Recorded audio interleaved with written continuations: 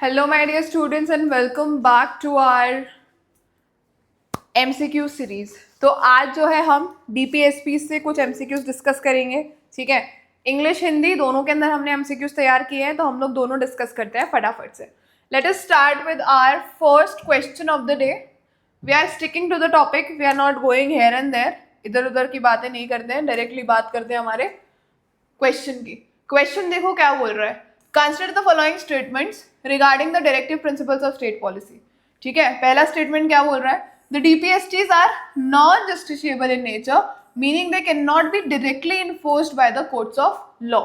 ठीक है, मतलब क्या बोल रहा है कि जो हमारे नीति निदेशक तत्व गैर न्यायिक प्रकृति के हैं। ठीक है, हमारे जो नीति निदेशक तत्व हैं वो क्या है, गैर न्यायिक प्रकृति के हैं, उनके सोल बेसिस के ऊपर आप न्याय नहीं मांग सकते।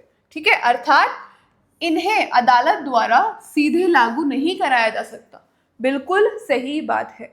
क्यों? क्योंकि हमारे जो ये DPSPs हैं ये क्या है, these are just the instruments. These are the instruments of what? Instruments of instruction. Instruments of instruction for the government.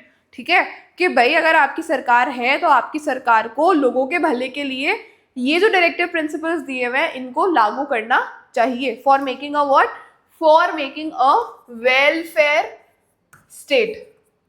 अरे भाई, वेलफेयर स्टेट। अगर आपको एक वेलफेयर स्टेट बनाना है तो आपको इन ये जो नीति निर्देशक तत्व है इनको लागू करना पड़ेगा। तो पहला जो स्टेटमेंट है वो बिल्कुल सही है। ठीक है, ये नॉन जस्टिशिएबल है। ठीक है, ये क्या है, गैर न्यायिक है। क्यों? क्योंकि ये सिर्फ एक इंस्ट्रूमेंट ऑफ इंस्ट्रक्शन है, किसके लिए? सरकार के लिए। समझ में आ गई बात? तो पहला स्टेटमेंट बिल्कुल क्या है, सही है। सेकेंड स्टेटमेंट देख लेते हैं। Article 37 declares that these principles are fundamental in governance, making the duty of the state to apply them in making laws. So आपका जो मैंने अभी समझाया कि भाई अनुच्छेद 37 जो है वो ये घोषित करता है कि भाई ये जो ये सिद्धांत है ये शासन में मूलभूत है। ठीक है, और कानून बनाते समय इन्हें लागू करना राज्य का कर्तव्य है। तो ये हमारा आर्टिकल 37 बोलता है, बिल्कुल सही बात है।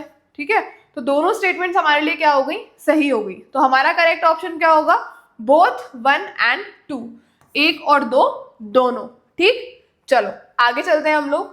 आगे हम लोग देखो ये वाले जो क्वेश्चंस है ये आपके हर बार आपके प्रीलिम्स के अंदर आपको देखने को मिल जाएंगे। Match the following. DPSPs के अंदर हर बार आपका सवाल बनता है इस DPSP से, इस आप जो है अनुच्छेद को मैच करिए, ये हमेशा सवाल बनता है। तो आपके टिप्स पे होनी चाहिए ये चीजें। ठीक है, these things must be on your tips. You must be knowing कौन से आर्टिकल में कौन सा DPSP जो है वो आ रहा है। सबसे पहला कौन सा है आपका, यूनिफॉर्म सिविल कोड, मतलब समान नागरिक संहिता। अभी जो समान नागरिक संहिता है इसके ऊपर राजस्थान ने कमेटी बनाई है स्पेशल, और आप लोगों के भी व्यूज मांग रही है। ठीक है, राजस्थान सरकार जो है, जो राजस्थान के नागरिक हैं उनके भी व्यूज मांग रही है। तो आप भी जाकर राजस्थान गवर्नमेंट की वेबसाइट के ऊपर UCC के लिए अपने व्यूज दे सकते हो कि आप UCC को किस तरह से देखना चाहते हो। ठीक है, तो सबसे पहला आपका आर्टिकल सबसे पहला आपका क्या आ गया, समान नागरिक संहिता, that is uniform civil code. Village panchayat, ग्राम पंचायतों का संगठन। फिर जुडिशरी सेपरेशन, मतलब जो आपकी न्यायपालिका है, ठीक है, न्यायपालिका का पृथक्करण, कि भाई जो जुडिशरी है it has been separated, it is a separated organ of the government, right. Agriculture and animal husbandry, कृषि एवं पशुपालन संगठन। ठीक है, अब इनमें से कौन से कोड सही हैं, कौन से आर्टिकल्स जो है वो इनको मैच करते हैं। सबसे पहले अगर किसी को कुछ नहीं भी पता है तो हमें ये पता है यूनिफॉर्म सिविल कोड का आर्टिकल 44 होता है। ठीक है, जो आपकी सामान्य नागरिक संहिता है वो आर्टिकल 44 के अंदर मेंशन्ड है। ठीक, सो फर्स्ट का क्या होगा आपका, फर्स्ट का क्या होगा, बी का हो गया आपका 1। ठीक है, बी का 1 देखो कहाँ कहाँ पर दिया हुआ है, यहाँ पर बी का 1 है, यहाँ पर बी का 1 है, यहाँ पर बी का 1 है, तो हमारा ये कट गया। ठीक, हमारा ये क्या हो गया, कट गया। फिर हम लोग को एक और चीज पता है, हम हमेशा पढ़ते हैं विलेज पंचायत, जो कि एक गांधीयन प्रिंसिपल है, और वो कौन से आर्टिकल के तहत आता है? वो आता है आपके आर्टिकल 40 के तहत, ठीक है, आर्टिकल 40 के तहत आपकी विलेज पंचायत जो है वो आती है। तो ए का क्या है? ए का 2 है। अब ए का 2 यहाँ पर भी है, ए का 2 यहाँ पर भी है, तो हमारा ये ऑप्शन भी कट गया। अब हम बच गए इन 2 ऑप्शंस के साथ में। उसके बाद में देखो सी, article 48 we know it talks about what? Judiciary, judicial independent separation, ठीक है, सेपरेशन ऑफ जुडिशरी की बात करता है आर्टिकल 48। तो सी का क्या है? 3 है, sorry article 48 talks about your, just my mistake, article 43 talks about your agriculture and animal husbandry, ठीक है। आर्टिकल 48 किसकी बात करता है? एग्रीकल्चर और एनिमल हस्बेंड्री की बात करता है। तो आपका सी का क्या है? सी का 4 होगा, ठीक है। तो आपका करेक्ट ऑप्शन ए हो जाएगा, क्योंकि आर्टिकल 50 डी का क्या है आपका? सेपरेशन ऑफ जुडिशरी, सबसे लास्ट में आता है ये। सो this is the entire structure of your articles. इसमें देखो मैं ही कंफ्यूज हो गई ना अभी, ठीक है। तो इस तरीके से क्या बच्चे कंफ्यूज होते हैं और बहुत ही ज्यादा क्या होता है, बेसिक कॉन्सेप्ट हैं ये। तो ये आप लोग एक लिस्ट बना लो, ठीक है, एक लिस्ट बना लो, अपने मर्जी से कोई भी निमोनिक दे दो उसको, अपनी मर्जी से कोई भी कहानी बना लो उसकी, उससे आपको क्या होगा? उससे आपको ये याद रहेंगे, ठीक। तो हमारा करेक्ट ऑप्शन कौन सा हो गया? Option number A. नेक्स्ट हम लोग देख लेते हैं हमारा अगला सवाल हमें क्या कह रहा है? Which of the following new DPSPs were added by 42nd constitution amendment act of 1976? 42वें संवैधानिक संशोधन में, ठीक है, कौन कौन से नए निदेशक तत्व जोड़े गए थे? ठीक है, सबसे पहले देख लेते हैं हम लोग opportunities for healthy development of children. पहला क्या दिया हुआ है आपको? Opportunities for healthy development for children, ठीक है भाई। Second, equal justice and free legal aid, ठीक है भाई। थर्ड क्या दिया हुआ है? Promote cottage industries in rural areas. अब कोई समझदार बच्चा होगा, ठीक है, कोई भी अगर समझदार बच्चा होगा तो उसको ये चीज़ पता होगी, क्योंकि हम लोग पढ़ते हैं कि वही 2-3 जो क्या बोलते हैं आर्टिकल, सॉरी अमेंडमेंट्स हैं, उन्हीं से यहाँ पर जो है वो चेंजेस आए हैं, ठीक। बट अगर आप देखोगे यहाँ पर एक ऐसा ऑप्शन है जो कि क्या है? कॉटेज इंडस्ट्रीज वाला। क्या क्या 3 है? बच्चों के स्वस्थ विकास के अवसर सुरक्षित करना, ठीक, समान न्याय और गरीबों को मुफ्त कानूनी सहायता देना, ठीक है, ग्रामीण क्षेत्रों में कुटीर उद्योगों को बढ़ावा देना। Now if you will know, ये आइडिया था, ये आइडिया किसका था? हम जनरल कॉमन सेंस की बात कर रहे हैं। ये आइडिया था गांधी जी का। गांधी जी हमेशा से चाहते थे डिसेंट्रलाइजेशन हो हर चीज का, और वो क्या चाहते थे कि हम more and more cottage industries जो है वो खोले, कहाँ पर? विलेजेस में। तो क्या आपको लगता है कि जो कॉन्स्टिट्यूशन मेकर्स थे उन्होंने गांधी जी की इस बात को यहाँ पर नहीं डाला होगा, या वो बाद में आई होगी? बिल्कुल नहीं भाई, गांधी जी ने जो चीज़ बोली थी उसको उन्होंने उसी टाइम के ऊपर जो है वो इंक्लूड कर दिया था। तो इस टाइप के जो ऑप्शंस होते हैं वो क्या होते हैं? एग्जामिनर के ट्रैप होते हैं, ठीक है। क्या होते हैं? एग्जामिनर का ट्रैप होता है वो। तो हमें उस ट्रैप में नहीं फंसना है, हमें उस ट्रैप से बचकर निकलना है। तो हमें जब पता है कॉटेज इंडस्ट्री की बात गांधी जी बार बार किया करते थे, गांधी जी ने नॉन कोऑपरेशन करवाया, गांधी जी ने स्वदेशी करवाया, ठीक है, सब में वो क्या बोल रहे थे कि भैया हमें हमारे देश का पहनना है, हमें सेल्फ रिलायंट बनना है, और उसके लिए हमें क्या करना पड़ेगा? उसके लिए हमें ये कॉटेज इंडस्ट्री जो है वो खोलनी पड़ेंगी ग्राउंड लेवल के ऊपर, राइट। सो अगर हम इस एक को हटा दें, क्योंकि ये तो ओरिजिनल कॉन्स्टिट्यूशन के अंदर था, ठीक है, बाकी के जो ये 2 हैं ये 42nd अमेंडमेंट से आए थे। तो आपका सही जवाब क्या हो जाएगा? अगर हम 3 को हटा देते हैं तो ये भी कट गया, ये भी कट गया, ये भी कट गया, क्या रह गया हमारे पास? 1 and 2 ओनली। समझ में आ रही है बात? देखो मेरा ये समझ में आ रही है बात ना निकलता है, और हर शिक्षक का एक ऐसा डायलॉग होता है जो निकलता है। समझ में आ रही है बात? So this is the reason why it comes out naturally.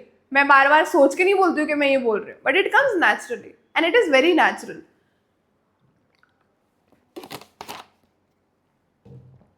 So if you want some quality content, then you have to bear with it. चलो नेक्स्ट क्वेश्चन हम लोग देख लेते हैं फटाफट से। The fundamental duties were incorporated in Part 4A of the Constitution based on recommendations of which committee? कम से कम भी नहीं तो 4 बार रिपीट हो चुका है ये वाला क्वेश्चन आपके प्रीलिम्स के अंदर। कभी वो कमेटी पूछ लेते, कभी वो कौन अमेंडमेंट एक्ट पूछ लेते, कौन से एक्ट से आई थी, ठीक है, कभी वो ये पूछ रहे थे कि ये वाली ड्यूटी कौन से नंबर पे लगी हुई है। तो फंडामेंटल ड्यूटीज में ये 3-4 तरह के क्वेश्चन आ रहे हैं आपके, इनको प्रिपेयर करके चल जाओ, आपका जो है सॉर्टेड हो जाएगा। कौन सी कमेटी थी वो आपकी? स्वर्ण सिंह कमेटी। कौन सी कमेटी थी? स्वर्ण सिंह कमेटी। इसमें तो कहीं पर भी कोई दो राय होनी नहीं चाहिए, खूब डिस्कस करा है हमने ये, खूब, ठीक है। चलो आगे चलते हैं नेक्स्ट क्वेश्चन की तरफ। देखो नेक्स्ट क्वेश्चन आपसे क्या कह रहा है, consider the following statements regarding fundamental duties under article 51A। अनुच्छेद 51A के तहत मौलिक कर्तव्यों के संदर्भ में निम्नलिखित कथनों पर विचार कीजिए। क्या क्या है कथन देख लेते हैं। The 42nd amendment act of 1976 originally introduced a set of 11 fundamental duties. क्या बोल रहा है ये कि भैया जो 42nd आपका अमेंडमेंट एक्ट था, उन्होंने जो है वो 11 फंडामेंटल ड्यूटीज करी थी ओरिजिनली। सोचने का विषय है, सोचिए आप भी, मेरे भी सोचती हूँ। 1976 के 42वें संशोधन अधिनियम के मूल रूप से 11 मौलिक अधिकार, मौलिक कर्तव्यों को शामिल किया गया था। अच्छा भाई देखते हैं। The duty to provide education to one's child 6 to 14 years was added by 86th Amendment Act of 2002। 6 से 14 वर्ष के बच्चों को शिक्षा के अवसर प्रदान करने का कर्तव्य 86वें संशोधन द्वारा जोड़ा गया था। क्या ये स्टेटमेंट बिल्कुल सही है? This statement is absolutely correct. ठीक, आपका जो ये एक्ट था इसने क्या किया था कि भाई 6 से 14 साल के जो बच्चे हैं, ठीक है, उनको क्या मिलना चाहिए? शिक्षा का अधिकार। लोगों की ड्यूटी होनी चाहिए कि वो उन बच्चों को जो है वो भेजें स्कूल। अब ये देखते हैं हम, जो 42nd अमेंडमेंट एक्ट था, ठीक है, तो 42nd amendment act of 1976 originally introduced a set of 11 fundamental duties. No, ये 11 फंडामेंटल ड्यूटीज नहीं इंट्रोड्यूस की थी। कितनी? 10 फंडामेंटल ड्यूटीज इंट्रोड्यूस की गई थी ओरिजिनली। 11वां तो बाद में ऐड किया गया था, ठीक है, 11वीं ड्यूटी तो बाद में ऐड की गई थी। तो हमारे लिए करेक्ट स्टेटमेंट कौन सा है? 2 ओनली। तो हम किसके साथ जाएंगे? B, that is 2 only. Right, so I hope this session was helpful for you people. इसी के साथ साथ हम लोग जो है नई नई चीज़ें लेकर आते रहेंगे। कोई डाउट्स क्वेरीज हैं आपके मन में, कमेंट सेक्शन में कमेंट करके हमें बताओ, ठीक है।